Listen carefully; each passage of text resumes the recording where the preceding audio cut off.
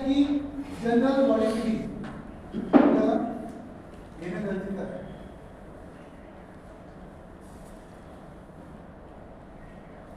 वार्षिक सर्वसाधारण सभा ही सुद्धा कंपल्सरी आहे. आपण एक कंप्लायन्सचा भाग आहे आणि प्रत्यक्ष पण घेतली पाहिजे. याच्याकरता ऑडिट महत्त्वाचं, कारण ह्या मीटिंग मध्ये तुम्हाला कंपनीचं इतिवृत्त वाचून दाखवायचं. मीटिंग काय घ्यायची आपल्याला? समजा आता आंबेवाले केशर, तुमची आंब्याची कंपनी 500 सभासद आहे, तर महिने वर्षातनं एक मीटिंग घ्या, सर्वसाधारण सभा.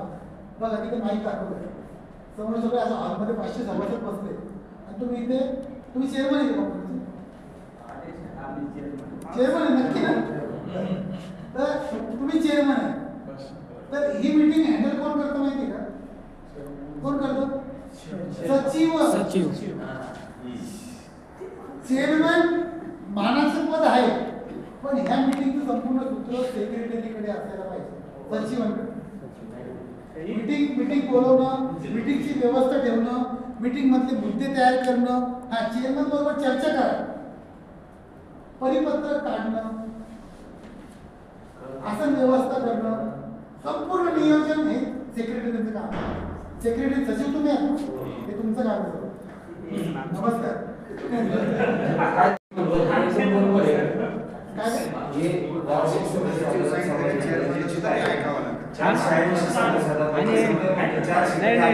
आणि आपले सचिव म्हणतात नाही सीएस पाहिजे नाही याला. तुम्ही म्हणतात सीएस लिवायला पाहिजे म्हणतात. अहो आपल्याला आपण ऐकू ते काहीतरी मुद्दा मांडला आहे, महत्वाचा मुद्दा आहे, तो विषय मांडायला पाहिजे नाही. या 2-4-6 महिन्याच्या आतल्या अजून वार्षिक सर्वसाधारण सभा जाऊ द्या, पण डायरेक्टरांचीच सभा होती म्हणजे आमचं सांग आम्ही घेऊनच सभा घ्यायला प्रत्येक महिन्याला व्हायला पाहिजे. तो नियम नाही, पण जर तुम्हाला खरंच सिरियसली काम करायचं असेल तर किमान एकदा भेटलं पाहिजे. तुमचा जो मुद्दा आहे की आमच्याच मिटिंग होती डायरेक्टर, तर अगोदर डायरेक्टरचं मिटिंग झालं पाहिजे. ओके. त्यानंतर ही मीटिंग कधी घ्यायची आहे? तर 1 वर्ष पूर्ण झालं, ऑडिट पण झालं, म्हणजे 1 एप्रिल ते 31 मार्च 1 वर्ष पूर्ण. 31 मार्चला तुम्ही सीएला तुमचं सगळं बाळ विस्तार दिलं, त्यांना ऑडिटला 1 महिना तरी लागतो. मग त्यांनी 30 एप्रिल ऑडिट कम्प्लीट केलं, तर तुम्ही त्यानंतर मे, जून, जुलै, ऑगस्ट, सप्टेंबर याच्यामध्ये कधी पण मीटिंग घेऊ शकतो.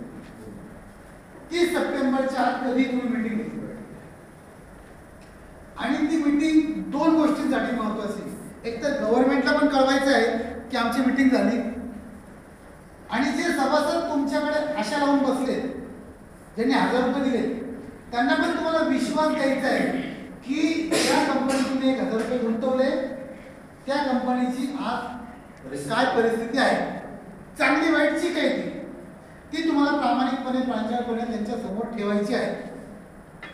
कारण कंपनी इथे बसलेल्यांची पण आहे आणि समोर बसलेल्यांची पण आहे, तर दोघांनी एकमेकांशी चर्चा करायची.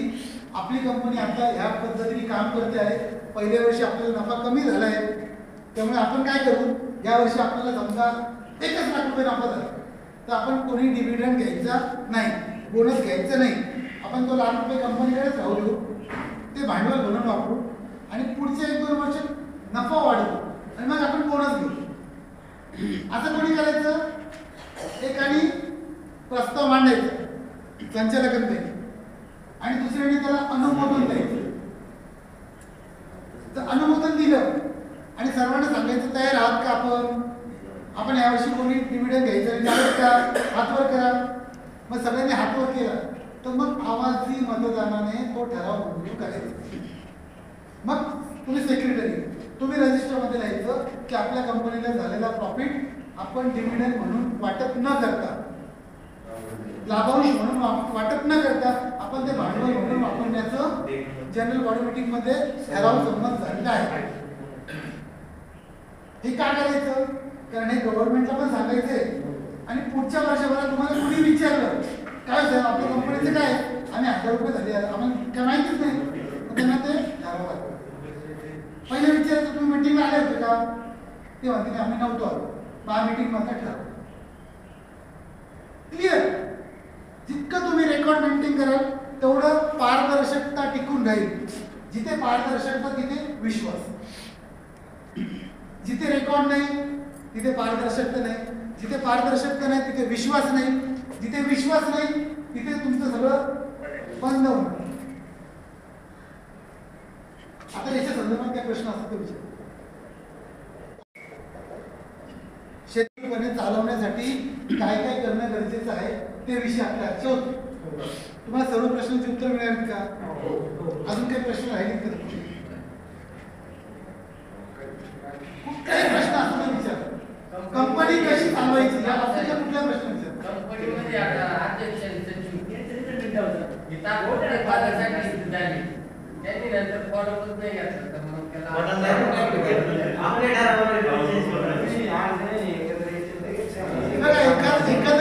एखाद्या चेअरमनचं काम करत नसेल तर बाकी सगळे जण एकत्र येऊन त्यांना सांगू शकतात, साहेब तुम्हाला वेळ नसेल तुम्ही खुर्ची रिकामी करा, दुसऱ्या कोणाला संधी द्या. आम्ही याच्यामध्ये डायरेक्ट नवीनच आहे, कुठल्याही प्रकारचा अनुभव नाही.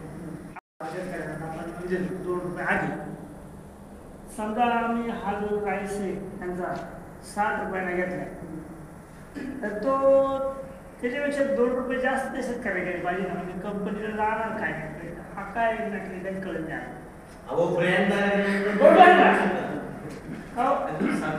शेतकऱ्याला काय द्यायचं, शेतकऱ्याला काय कंपनीला काय असतं, कंपनीच्या उत्पादनाला काय वाढलं पाहिजे. शेतकरी उत्पादक कंपनी एका व्यक्तीची नाही, ती कोणाची? सर्वांची. तुमच्या शेतकऱ्याला जर 2 रुपये जास्त गेले तर तुमचा सभासद खुश आहे ना. तुमचा हेतू काय आहे? आपला शेतकरी वाचला पाहिजे, शेतकऱ्याची प्रगती झाली पाहिजे, हा हेतू आहे की नाही? मग शेतकऱ्याच्या खिशात 2 रुपये जास्त गेले तर तुम्हाला आनंद होईल का दुःख होईल? आणि मग 25 रुपये चालू म्हणजे दान चालू आहे, म्हणजे ते 50 रुपये झालं ना काय तांदूळ. इकडे आपण 60 रुपयानं चालले, 5 रुपये शेतकऱ्याला द्यायला.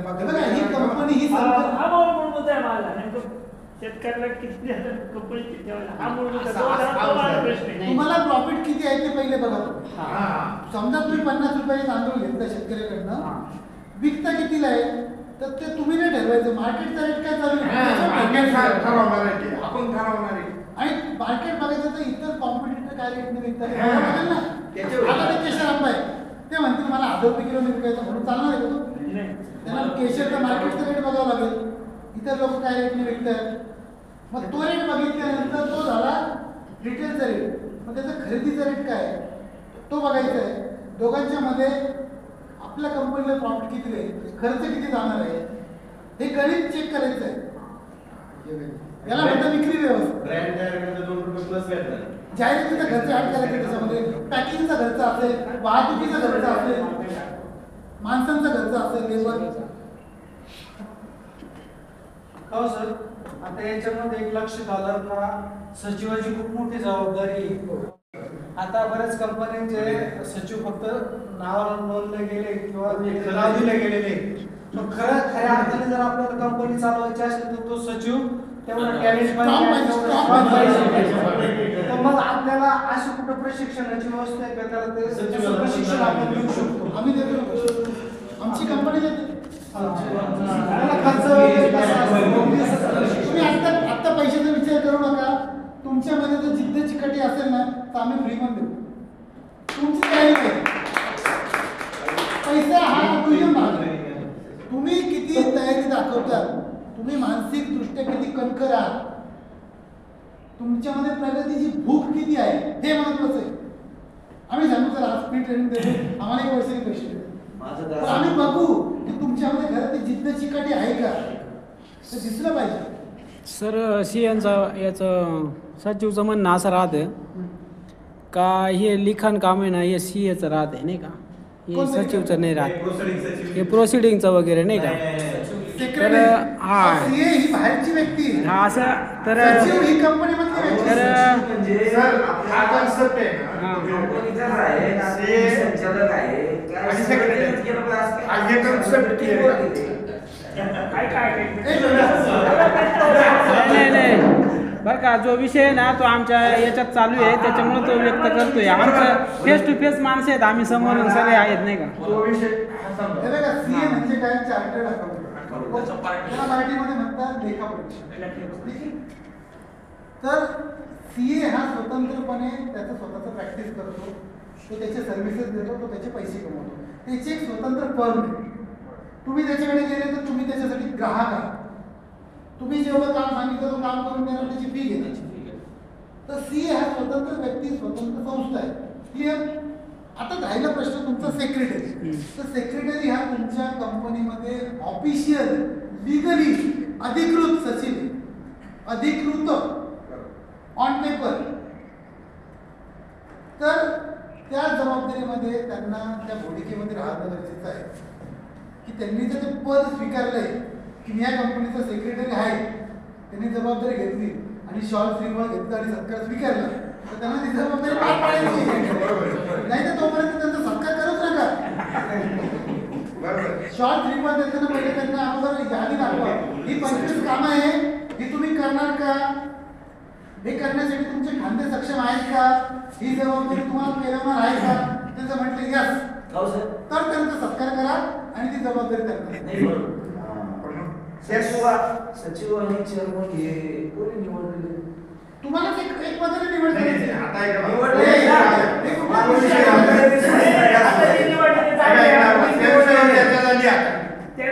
आपलं आपण पुढे आलोय ना, त्या विषयावर चर्चा झाली की शासनाचा तो विषय झाला, बरोबर आहे.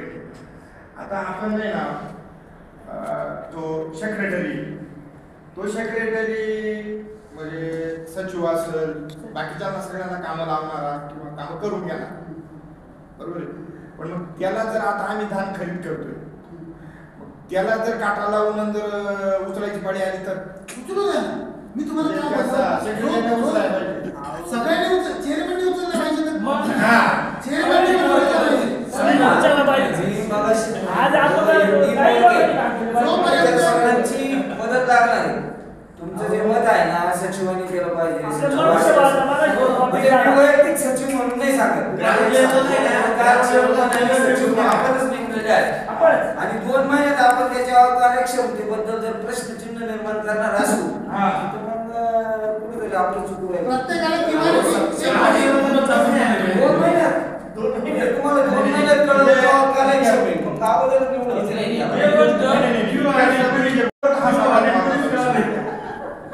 जरी सेक्रेटरी असेल, सेक्रेटरी आपण 10 असतो, 5 मधून सेक्रेटरी काय वाढला का बाबा तुझ्याकडे काही नाही कोणी आहे की तू याच्यात वापर, बरोबर.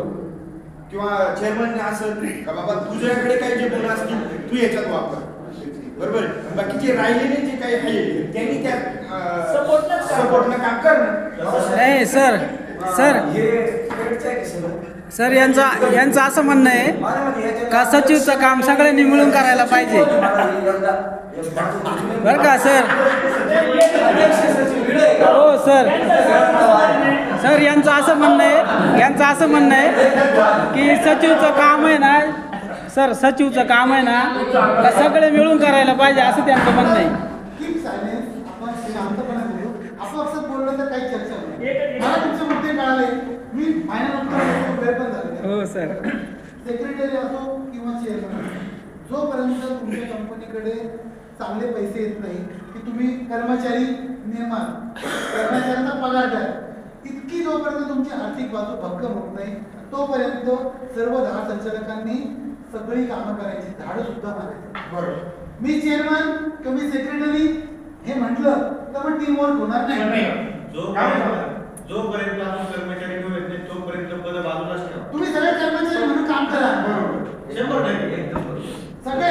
जोपर्यंत तुमच्याकडे पैसे येत नाही, ज्या दिवशी तुमच्याकडे पैसा येईल आणि तुम्ही एक पहिला ऑफिस बॉय ठेवला, एक अकाउंटंट ठेवला, एक मार्केटिंगला ठेवला, मग तुम्ही म्हणू शकता की मी चेअरमन आहे, मला तुम्ही रिपोर्टिंग करा. सरांनी जे सांगितलं ना हे त्याच्यात पण पहिल्या वर्षी होणार नाही. पैसेच नाही. आपण आपला जो पाय आहे ना, सरांनी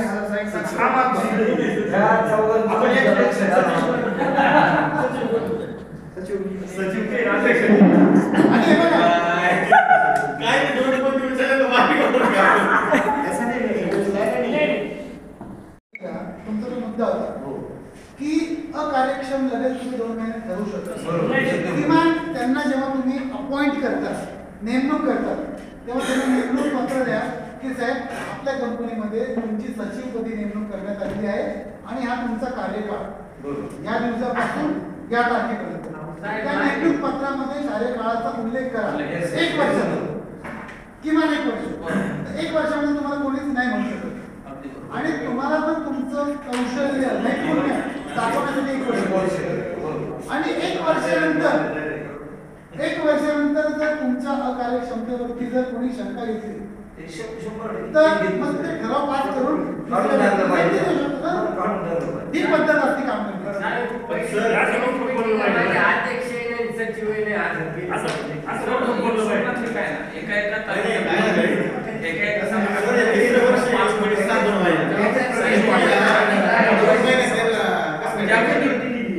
उत्तर देतो. मला तुमचा दुसरा पण प्रश्न कळाला आहे. जिथे नेमणूक नाहीये तर अगोदर नेमणुका करा. आणि नेमणुका करण्यासाठी एकत्र या, मंथली मीटिंग घ्या. मंथली मीटिंग घ्या, काम करण्याच्या पद्धती समजून घ्या, नेमणुका करा, नेमणूक पत्र द्या, जबाबदारीचं वाटप करा, तर तुमचं काम सुरळीत होईल. आमची मंथली बसतो आम्ही म्हणजे 10 बसतो. प्रति मंथली बसतो. चला, वेळ झालेली आहे. प्रति मंथली आता त्या प्रश्न कोणाचा महत्त्वाचा काय मला प्रश्न? माहिती आहे का स्प्लिट येऊन म्हणून आम्ही हे विषय आणि अडचण तुम्हाला डायरेक्ट कॉन्टॅक्ट करू. नंबर दिला आहे तुम्हाला. काय अडचण काहीतरी चर्चा झाली हे महत्वाचं आहे. नाही खूप महत्त्वाचं आहे सर. ते इतके प्रश्न डोक्यात होते. उद्याचं डायरेक्ट लवकर द्यावा. उद्या ठेवा बरं कसं आहे. आणि एक शिक्षा आमची म्हणजे मोबाईल जाऊन तुम्ही काय ते पहिल्या दिवशी काय ते केलं ना, हे जे आज नाही राहत होते ना, शेवटच्या दिवशी आपण द्यायचे नाही. शिक्षा काहीतरी तर बोलावची पुढच्या वेळेस.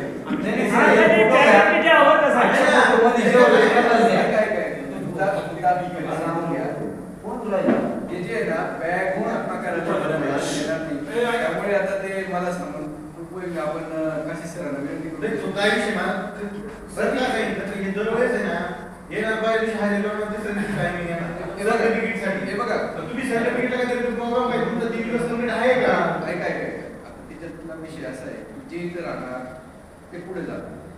येणार नाही. सर असं नाही मी म्हणत, तुम्ही ऐका, तुम्ही जर द्यायला होते तर सर्टिफिकेट घ्या असं ना, तुम्ही कोणत्या वेळेस सोडणार? कोणत्या वेळेस सोडणार? याविषयी सर्टिफिकेट द्या. त्या विषयी नाही आपला तो गव्हर्नमेंट त्या विषयी असं नाही चाललं. आपलं प्रत्येक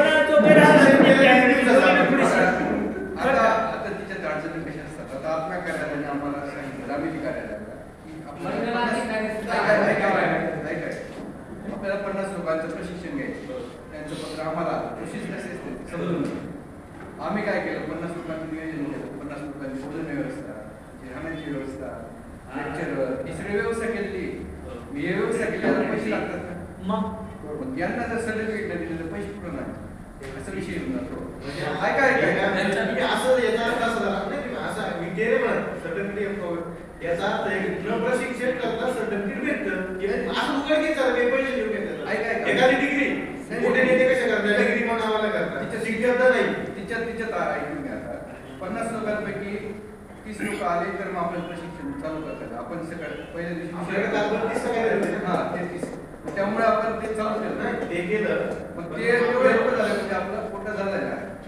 आता अडचण अशी आहे की आता आम्ही आमचे कर्मचारी असतो त्यांना आम्ही शिक्षा करू शकतो, त्यांना पत्र देऊ शकतो, नोटीस देऊ शकतो. आता तुम्ही काही कार्यकर्ते, काही पुढारी आहे, काही नवीन आता शिकताय, तुम्हाला बेनिफिट तुमचं प्रशिक्षण जेव्हा राहील ना सर तेव्हा होईल. आमचं हे म्हणणं नाही, प्रशिक्षणाला तर यायचं नाही. आमच्या ग्रुपला आत्माचे साहेब चालू कृषी अधिकारी फोन करून सांगताय तरी येते नाही.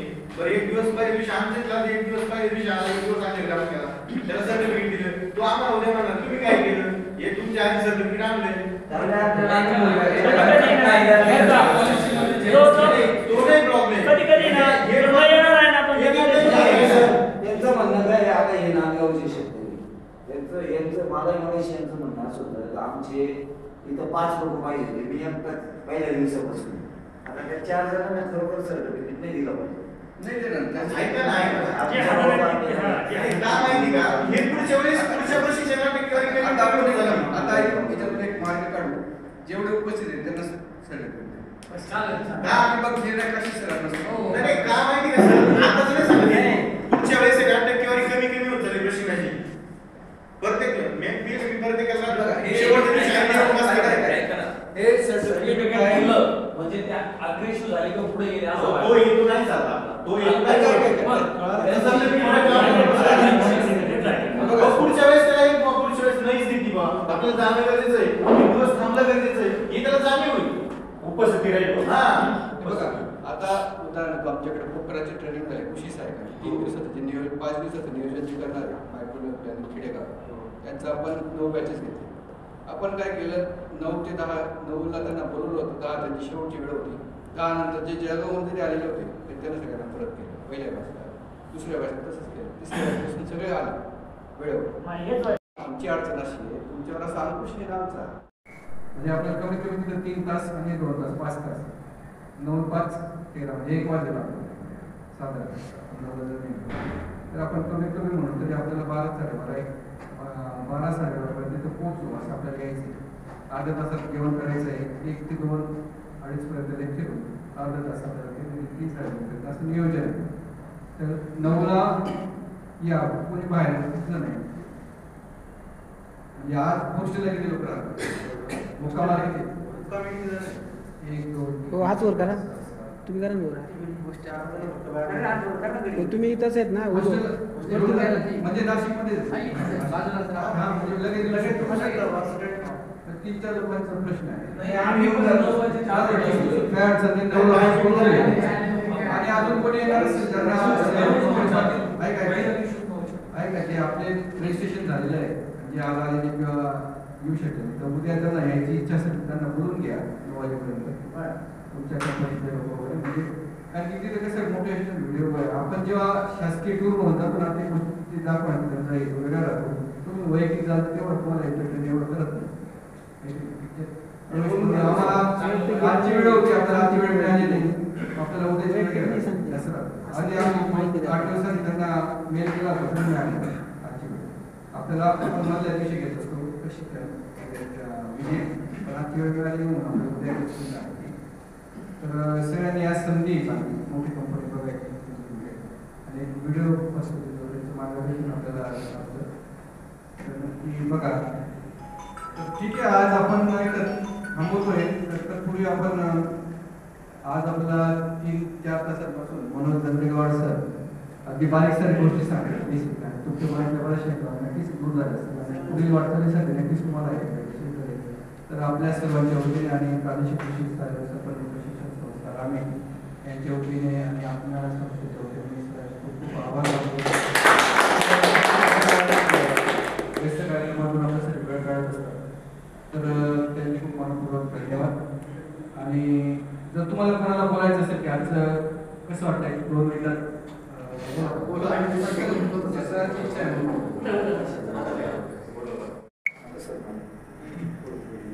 जास्त बोलता येत नाही काय आज आपल्या नाशिकच्या रामेती प्रशिक्षण केंद्रामध्ये आता आपण 2 दिवसापासून प्रशिक्षण देतोय. तर आता सरांनी मनोज दंडेगवाड सर त्यांनी आपल्याला माहिती दिली एकदम बारीक माहिती दिली. आपण बरेच जणांनी काय आपल्या ग्राउंड लेवलची अडचणी आहे ते आपण सांगितलं. सरांनाही समजलं असेल की हे कंपन्या स्थापन करण्याच्या अगोदर आपल्याला जे मार्गदर्शन आवश्यक होतं ते कदाचित आपल्याला विभागाच्या धावपळीमुळे कमी मिळालं आणि म्हणूनच ज्या काही तांत्रिक अडचणी आपल्याला येत आहेत त्याच अडचणी आपण सरांना सांगण्याचा प्रयत्न केला आणि सरांनी एकदम आम्ही ओरिजिनल शेतकरीच आहोत आणि शेतकऱ्यांना समजेल अशा भाषेत सरांनी सांगितलं. त्याबद्दल सर्व शेतकऱ्यांच्या वतीने सरांचे सर 2 दिवसापासून खरंच म्हणजे आम्ही आता हैदराबादला गेलो होतो दिल्लीला गेलो होतो आपण नाशिकचे आहोत. नाशिकमध्ये बी एवढं सुंदर आपण प्रशिक्षण घेऊ शकतो. फक्त खंत याच गोष्टीचे मगाशी भाऊनी सांगितलं ते करा किंवा इथून दिल्लीला गेलो 2 शेतकऱ्यांची चौकशी झाली एक तर 50च्या बॅचला पहिल्या दिवशी 32, आज 18 हे व्हायला नको आहे. आपण आपल्या जिल्ह्याची शान वाढवण्यासाठी प्रशिक्षणार्थी जे लोक आहेत, जे विद्यार्थी आहेत, त्यांनी या बॅचचं सोडा आता जे झालं ते झालं, पण भवितव्याच्या दृष्टीने काहीतरी असे थोडेसे नियम लावले पाहिजे, जेणेकरून तालुका कृषी अधिकारी असेल, मंडळ कृषी अधिकारी असेल, त्यांना सांगितलं पाहिजे की तुमच्या पॉकेटमधले जे शेतकरी त्यांनी कंपल्सरी 9 ते 5 उपस्थित राहायला पाहिजे. कारण हे म्हणजे आता माझी मी चूक आहे, मी निवासी राहायला पाहिजे, पण काही तांत्रिक गोष्टीमुळे नाही राहत आहे. पण आम्ही गेल्या 2 दिवसापासून आहोत, उद्या पण आम्ही येणारच आहोत. तर भाऊनी जी गोष्ट सांगितली त्याची थोडीशी दखल घेतली, बरोबर आहे. आपण एकदम सुंदर असं प्रशिक्षण दिलं, त्याबद्दल आपले मनपूर्वक आभार. जय हिंद, जय महाराष्ट्र.